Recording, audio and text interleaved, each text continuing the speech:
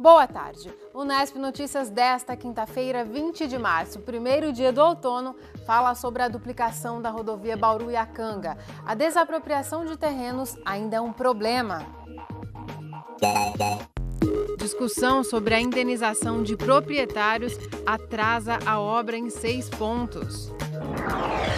Plano de transporte de Bauru é apresentado.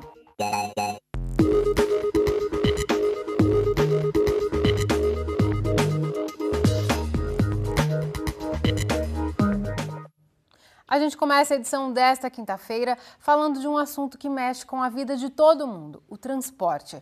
Uma empresa contratada pela Endurbe apresentou hoje de manhã uma proposta para melhorar o transporte coletivo na cidade. O projeto foi apresentado pelo diretor da Oficina Consultores, empresa contratada para avaliar e redesenhar o transporte coletivo de Bauru. O levantamento de dados começou no ano passado. Foi traçado um panorama do sistema e também de quem pega ônibus na cidade. Hoje são 69 linhas atendidas por 238 ônibus. O projeto prevê 4 linhas a menos, que podem ser atendidas por outras que já existem. Por outro lado, seriam necessários mais 12 veículos para que os usuários esperem menos tempo nos pontos. O diagnóstico mostra que, hoje, a maior parte das linhas são diametrais, ou seja, elas vão de um bairro a outro, mas passam pelo centro. Existem poucas linhas radiais, que saem do centro e se dirigem apenas a um bairro. A ideia é ter menos diametrais, mas com horários mais frequentes e um maior número de radiais. Para isso, será necessário criar 8 terminais de integração em pontos estratégicos, como na rodoviária. As linhas diametrais são muito longas. Elas são boas porque vai direto de um bairro para o outro. No entanto, elas ficam desequilibradas. Um lado é muito mais passageiro do que o outro. Então, mas você dá a oferta igual. Resultado, você usa muito mais carro do que talvez precisasse. Outro problema é que as linhas muito longas estão sujeitas a maior número de problemas de trânsito, que dá problema de atraso, de irregularidade. Então, o que você faz? Um misto entre linhas diametrais longas que cruzam o centro, que vão de um extremo ao outro da cidade, com linhas para o centro. Outro ponto importante é criar um corredor de ônibus na Avenida Rodrigues Alves. No entanto, mesmo que todas essas alterações sejam implantadas, o trânsito no centro da cidade vai continuar sobrecarregado. O número de viagens de ônibus que nós precisamos para atender a população continua sendo a mesma. O que pode futuramente melhorar isto é o uso de ônibus maiores. Agora veja, o problema nessas áreas, como área central, não é o ônibus. Então, nós temos que aumentar a oferta. Aumentar as viagens significa mais ônibus andando. Então, significa que realmente eu tenho que dar espaço para eles. Mas nenhuma mudança no sistema é feita de graça. Pelo projeto, a implantação dessas melhorias representa um aumento de 5 a 8 milhões de reais por ano nos custos. A discussão agora é de onde vai vir esse dinheiro. Vai custar mais caro por causa das gratuidades, pessoas idosas que não pagam passagem, por causa do desconto para os estudantes e também pela evasão, gente que sobe no ônibus sem pagar a tarifa. A pesquisa estima que, por mês, pelo menos 10 mil passagens deixam de ser pagas. Para o prefeito Rodrigo Agostinho, as empresas devem assumir esses custos. Uma boa parte dos investimentos serão feitos com recursos das outorgas pagas pelas próprias empresas de transporte público. Isso pode representar um aumento na tarifa já a partir do ano que vem? Nós estamos trabalhando numa proposta de reorganização do sistema de transporte público que não implique em aumento de tarifa. O que a gente quer é reorganizar o sistema nesse primeiro momento para que a população tenha um sistema de transporte público com mais qualidade. Já o presidente da Endurbe, empresa que gerencia o trânsito na cidade, acredita que a prefeitura deve assumir parte dessa conta. Nós entendemos que, em certo ponto, o município também tem que subsidiar o sistema para que atraia mais usuários do transporte coletivo. É uma luta agora para como conseguir isso e trabalhar. A gente acredita que a gente vai trabalhar em Endurbe junto com o prefeito para que no orçamento de 2015 a gente já tenha alocado um maior valor de subsídio. Algumas dessas mudanças já começaram a ser feitas. 24 linhas devem ter alterações nos horários e itinerários já nos próximos meses. No entanto, implantar todo o novo sistema é um processo que deve levar pelo menos 2 anos. Uma das formas de se melhorar o transporte é a criação de novos eixos viários. Mas uma obra que não fica pronta há 20 anos está de novo sendo criticada pelos vereadores. As obras do viaduto inacabado na Vila Falcão estão atrasadas e caminham em ritmo lento. O último prazo do fim do ano passado dava o mês de fevereiro como limite para o viaduto ser entregue. Mas até agora, nada. O secretário de Obras atribui o atraso à empreiteira contratada, a Bema Construções, que, segundo ele, passaria por dificuldades financeiras. Essa obra está com expectativa para ser entregue agora, ainda este ano, no primeiro semestre, digamos ali para o finalzinho de junho.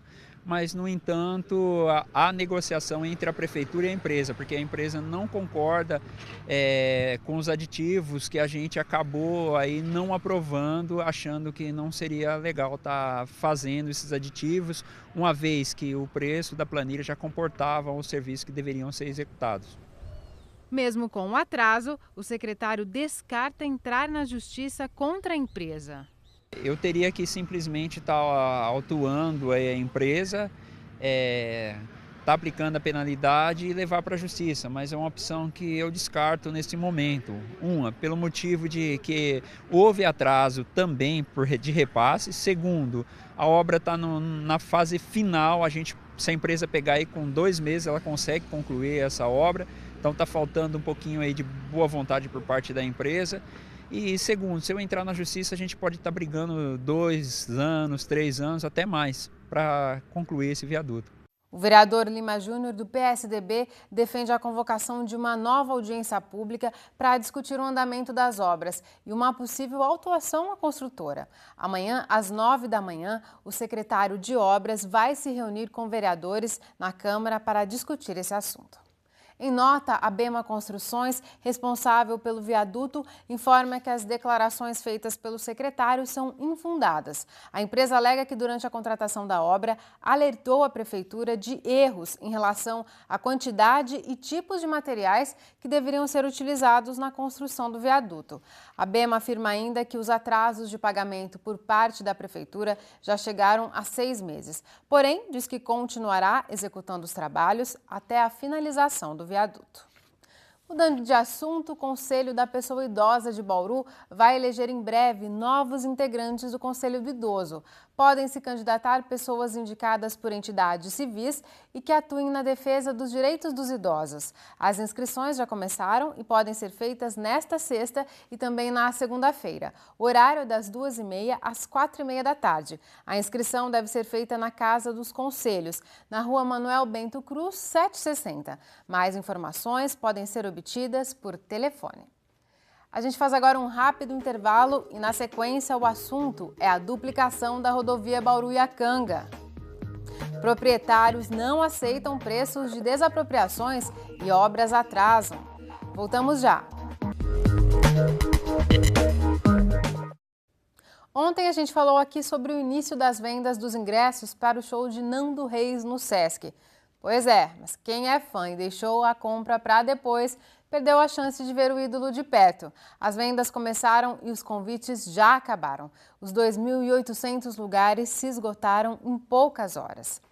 E a Companhia Estável de Dança de Bauru abre amanhã, sexta-feira, a temporada 2014 de apresentações. Vão ser encenadas 2 coreografias. Quem quiser conferir o show pode retirar os ingressos de graça amanhã mesmo na bilheteria do Teatro Municipal. Fica na Avenida Nações Unidas, 89. A apresentação será a partir das 8h30 da noite.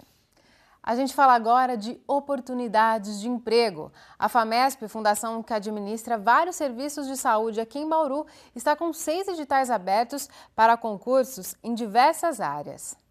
As vagas são para o Ambulatório Médico de Especialidades de Bauru, para a Maternidade Santa Isabel e também para a subsede administrativa da FAMESP. As inscrições custam entre R$ 20 e R$ 100 e devem ser feitas até o dia 28 de março no site da Fundação. Outras informações, como o número de vagas e também os cargos disponíveis, estão no site. Leire Bevilacqua para o Unesp Notícias.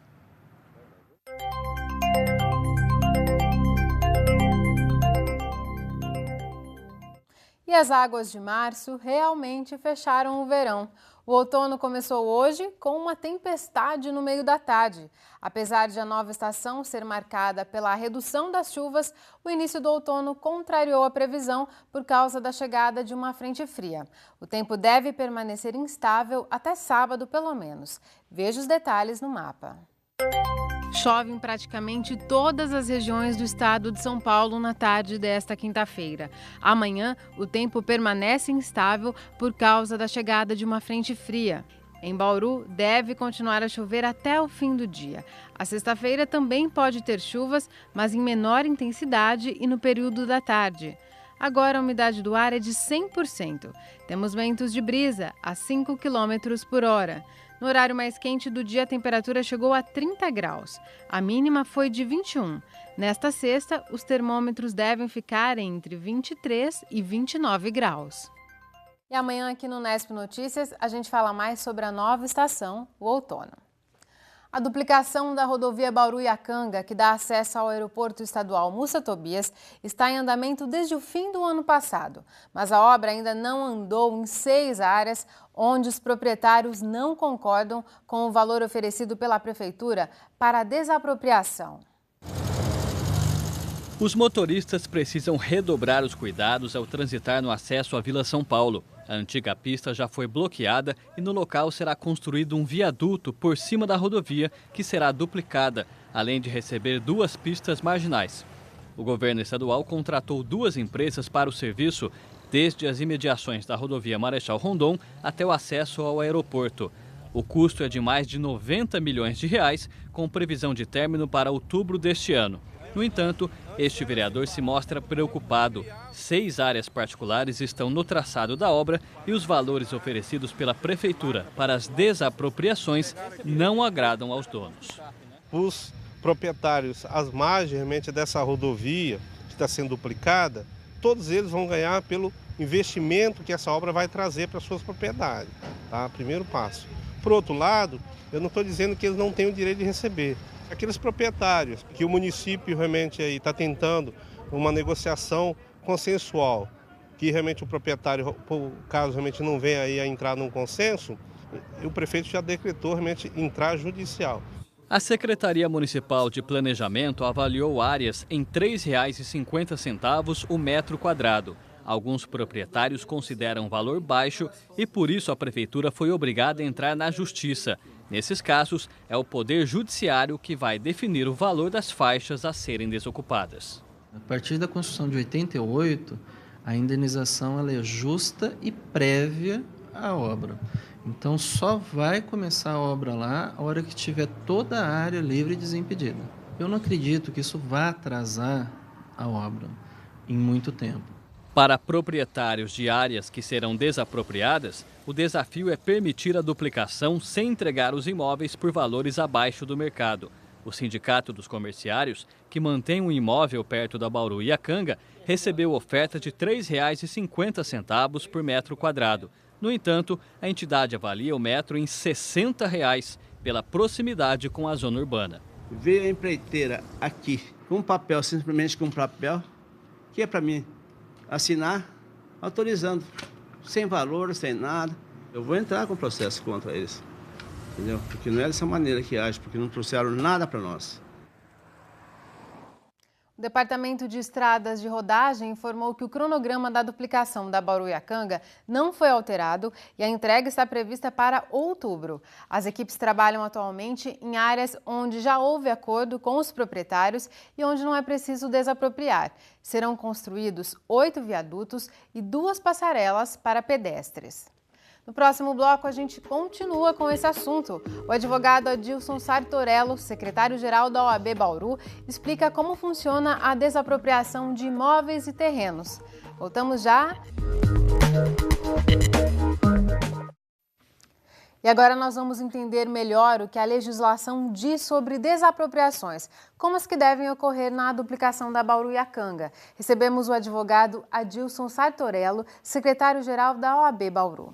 Adilson, muito obrigada por sua presença aqui no Nesp Notícias. Eu é que agradeço a oportunidade em nome da Ordem. Nós temos aí que o secretário de Negócios Jurídicos fala de uma alteração a partir da Constituição de 88 em relação às leis sobre desapropriações. Queria que você explicasse melhor que mudança é essa, o que diz a legislação sobre esse assunto. É verdade. Antes contávamos com o chamado absolutismo do Estado, né? Em que o Estado vinha e, através da sua força, ocupava a área e restando ao proprietário, posteriormente, buscar o judiciário ou até uma composição junto à própria administração pública para poder ter a reparação daquele prejuízo com a área ocupada. Só que a Constituição de 88 determina que agora, para que a administração possa desapropriar uma área, ela precisa fazer antes um pagamento de forma justa e prévia. Por isso que agora, para que se possa ocorrer a desapropriação, tem que se discutir essa questão do pagamento. Certo, Adilson. Nós vimos aí que são 6 áreas que a Prefeitura ainda não tem a posse desses locais para poder duplicar a Bauru-Iacanga. A Prefeitura já entrou na Justiça contra a maioria dos proprietários dessas áreas. E quais são os trâmites agora? O que deve acontecer, Adilson? Olha, a Prefeitura tem por obrigação oferecer um valor que ela entende como razoável, pelo menos para o início do processo. Cabe ao Judiciário concordar com aquele valor e determinar a chamada emissão provisória na posse. Ou, se não entender que aquele valor possa ser suficiente ou que não há elementos de convencimento para o juiz, ele pode então determinar uma avaliação provisória e nomeando um perito para que possa ir até a área, possa apurar o valor de mercado daquela área e determinar um valor, ainda que neste momento possa também ser provisório. A partir daí, o Judiciário vai determinar à administração pública que efetive o depósito no processo. Uma vez depositado, fatalmente, até por imposição legal, o Judiciário vai determinar a emissão provisória na posse da área pela Prefeitura. E ela vai poder, daí em diante, retomar e tocar as obras com tranquilidade, ainda que o processo permaneça até a sua discussão final com relação ao valor que deve ser efetivamente indenizado ao proprietário. Nós mostramos que a Prefeitura avaliou um metro quadrado daquela região em R$ 13,50. Um dos proprietários com o qual a gente conversou, ele fez uma avaliação própria e disse que o metro quadrado vale R$ 60. A avaliação do Poder Judiciário tende a ficar no meio termo? Não exatamente. Não se trata de uma média entre o valor que é oferecido por uma parte... De quem quer e de quem não quer vender. Não se trata de média. Na verdade, o Judiciário tem meios para apurar o real valor de mercado daquela área. E para isso ele vai constar com uma perícia, é um perito oficial que já está habilitado junto ao Judiciário, que goza de toda a idoneidade, né, e que vai então em consulta no mercado imobiliário, com visita ao local, apurando todas as condições ali existentes, vai fornecer ao juiz qual o valor que ele entende correto por aquela área que está sendo desapropriada. E aí, fatalmente, o Judiciário tende a, acatando este laudo, determinar o valor que vai ser indenizado o proprietário. De todo jeito, Adilson, esses proprietários vão ter que abrir mão dessa área. Isso é um caminho sem volta. Se o poder público, e ele tem autonomia para isso, considera aquela área como de utilidade pública, ele pode, de fato, desapropriar, e isso não tem quem mude a partir da decisão da administração pública. Nem o Judiciário tem poder, tem autonomia para dizer para o poder público que aquilo não tem interesse público e que, de alguma forma, teria que reverter esse processo de desapropriação. A discussão do Judiciário é tão somente em relação ao valor que será indenizado o proprietário. mas a desapropriação vai ocorrer. Quer dizer, então os proprietários podem recorrer em relação ao valor, discordar em relação ao valor. Exatamente, somente quanto a isso. E essa posse provisória que você estava explicando, dessas 6 áreas que ainda estão sendo negociadas, essa posse provisória para a prefeitura poder, para que as obras deem continuidade nesses locais, ela deve ser rápida, é um trâmite rápido? Sim, ela pode acontecer com rapidez, considerando inclusive o tempo de um processo no judiciário. A partir do momento em que o judiciário determina uma avaliação, ainda que provisória, e que ela tão logo ocorra, e isso pode ocorrer com certa brevidade, a prefeitura fazendo o depósito, o judiciário vai determinar a emissão provisória na posse. Agora, o próprio juiz pode, consideradas algumas situações e até mesmo a relevância da obra, o interesse público ali presente, ele pode inclusive postergar essa discussão do depósito para depois e desde já determinar a prefeitura a emissão na posse. Em algumas áreas, o Adilson me explicava que a prefeitura já está trabalhando desse modo, né? Ela tem a posse provisória só. Exatamente. A gente tem conhecimento que em algumas ações o próprio judiciário já determinou a emissão provisória na posse mediante o depósito por parte da prefeitura daquele valor que foi inicialmente oferecido. E só para a gente concluir, alterações que devam ser feitas nessas áreas particulares e que vão passar para a prefeitura, mudança de cerca, mudança de postes de local, cabe a quem arcar com o custo dessas alterações? Olha, o judiciário vai determinar a indenização de todo aquele prejuízo que eventualmente sofreu o proprietário, inclusive com as obras necessárias para readequar suas divisas. Então, a responsabilidade por essa execução, salvo se houver algum acordo com a própria prefeitura, essa responsabilidade será do proprietário. Agora, ele será indenizado em valor monetário, conforme determinar o judiciário, por todas as despesas que ele tiver para isso. Tá certo, Adilson, muito obrigada por esclarecer de forma tão clara essa questão aqui no Unesp Notícias. Eu é que agradeço, em nome da OAB de Bauru, agradeço a todos os telespectadores e a TV Unesp, eu parabenizo por cobrir algo tão importante para o nosso município.